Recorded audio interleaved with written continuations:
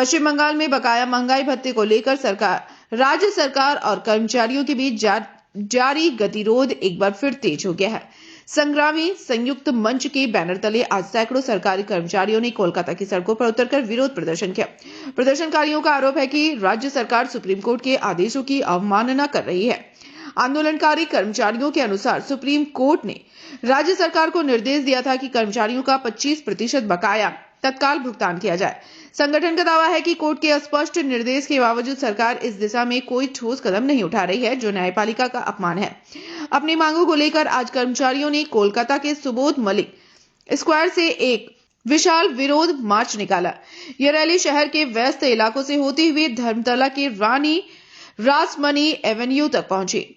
इस दौरान प्रदर्शनकारियों ने राज्य सरकार के खिलाफ जमकर नारेबाजी की और पोस्टर बैनर के जरिए अपना विरोध दर्ज कराया। संग्रामी संयुक्त मंच के नेताओं ने चेतावनी देते हुए कहा कि यदि 25% बकाया डीए का भुगतान तुरंत नहीं किया गया तो आने वाले दिनों में यह आंदोलन और भी उग्र रूप धारण करेगा। इस विरोध मार्च के कारण मध्य कोलकाता में कुछ समय के लिए यातायात भी प्रभावित रहा।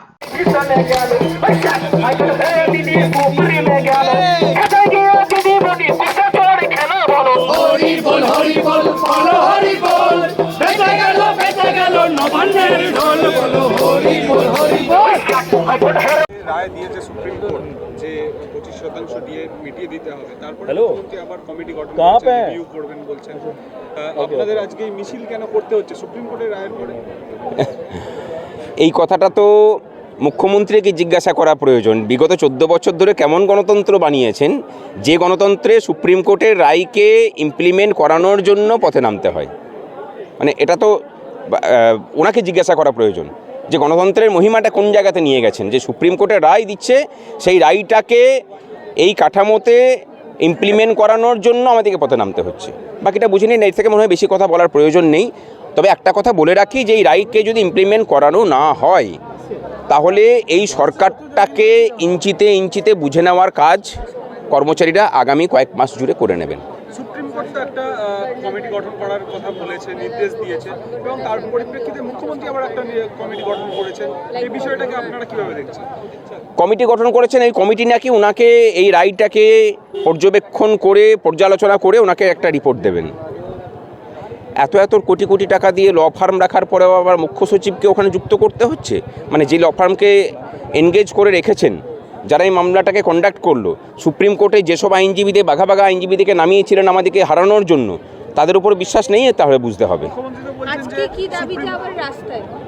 রাস্তায় মানে আমার দাবি হচ্ছে একটাই, যে এই রায়টাকে ইমপ্লিমেন্ট করাতে হবে এবং যত দ্রুত সম্ভব সেটাকে ইমপ্লিমেন্ট করাও তুমি, এবং কোনো রকম রিভিউয়ে এই সরকার যেতে পারবে না। আমরা পরিষ্কার বলে দিচ্ছি যে রিভিউ চলবে না।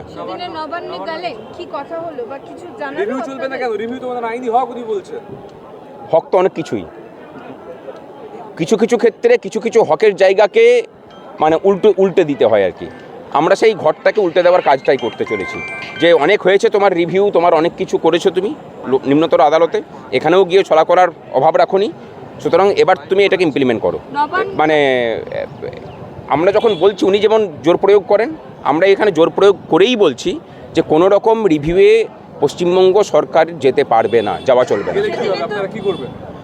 কী করবো সেটা রাজ্য সরকার ভালো জানে, মানে আমাদের থেকে রাজ্য সরকার ভালো জানে, এবং সেটা কেমন জানে সেটা সেই দিনে যে নবান্ন গেলাম, আমাদের 5 সদস্যের প্রতিনিধি গেলাম, দেখলাম কয়েক হাজার পুলিশ সেখানে। कोलकाता से ब्यूरो रिपोर्ट PBTV न्यूज। क्या आप भी बाजार के पुराने स्वाद से बोर हो गए हैं? अब रानीगंज में पाइए घर की शुद्धता और बेकरी जैसा लाजवाब स्वाद। गणपति बेकर्स आपके लिए लाए हैं special vanilla chocolate marble cake, brownie और एगलेस केक की ढेर सारी वैरायटी। बर्थडे हो या एनिवर्सरी, हमारे होममेड केक हर पल को खास बना देंगे। साथ ही हमारे क्रिस्पी और डिलीशियस कुकीज का स्वाद आप भूल नहीं पाएंगे। आज ही आए सोमा मंडल, चावला कॉम्प्लेक्स, स्कूल मोड़, रानीगंज, या कॉल करें 7621545501 पर। महिलाओं के लिए स्वरोजगार हेतु प्रोफेशनल केक और कुकीज की ट्रेनिंग के लिए आज ही सोमा मंडल से संपर्क करें।